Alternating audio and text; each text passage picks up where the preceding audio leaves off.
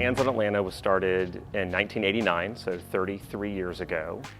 And the story goes it was 12 friends who got together at Manuel's Tavern. They each put $20 in a beer stein because they had an idea that it was too hard for people to volunteer. And they wanted to create an organization that would just remove some of that friction. At the time, it was difficult for people in the Atlanta community to connect with nonprofits in a way that was really episodic. So nonprofits were looking for long-term commitments, but they weren't necessarily looking for someone just to show up on a Tuesday for one shift or on a Saturday for one shift. So Hands on Atlanta really created that idea of what's now called episodic volunteering, which gives people a lot more opportunities to get out and serve in the community. We support right now about 150 different nonprofits in the Atlanta community. Those nonprofits tell us their needs, what they have in terms of volunteer needs. We then publish those needs in our portal, and we try to then recruit Atlantans to kind of go fill those. And they can be as simple as showing up one time at the Atlanta Community Food Bank. We support about 50 different food pantries across the Atlanta community, so a lot of work around food insecurity.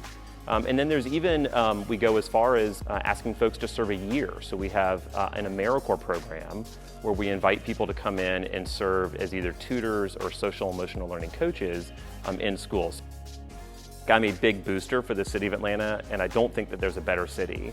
And yet, I think there's a lot of room for us to grow.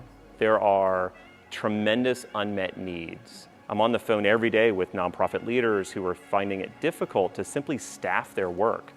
We're struggling to meet the needs of people to come out and just fill the episodic volunteer opportunities that we're promoting to the community. I'm always very proud of the way in which Atlantans will rise up to meet the current challenges. It's very inspiring. I just want people to know that there's also a tremendous more that we as a community need to be doing.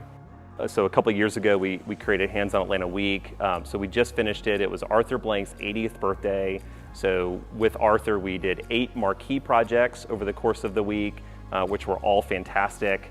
And then we had about 200 total service projects happening. We engaged close to about 5,000 people in service. We want to try to make it as easy as possible for people in the Atlanta community to just show up and remind themselves of how much fun volunteering can be, how easy it is to kind of get out in the Atlanta community. So this was a really great way for us to remind people, especially coming out of the pandemic. We needed something like Hands on Atlanta Week to remind folks and to bring people out en masse that it is now safe to come out. We can be out in the community. So it was a really, really wonderful week. But on our platform, you'll find everything from the very traditional, I'm going to go on a Saturday or a Tuesday to go mentor or tutor a child, to digital volunteering. So there's all kinds of opportunities for people to really get involved, really across the spectrum, from very short micro volunteering to spending an entire year of really serving in one of our schools or one of our nonprofits. I just want everyone in Atlanta to feel that sense of responsibility for their neighbors. And especially as we're now coming out of this pandemic and there's an opportunity to kind of open our community up again, I want people to be thoughtful about how they're really spending their time. And I think that everyone has more time than they imagine. I think there's this sense that we're also overwhelmed and there's just so many things going on, but there is a lot of need in the Atlanta community, and I want our community to really continue to try to fill those needs.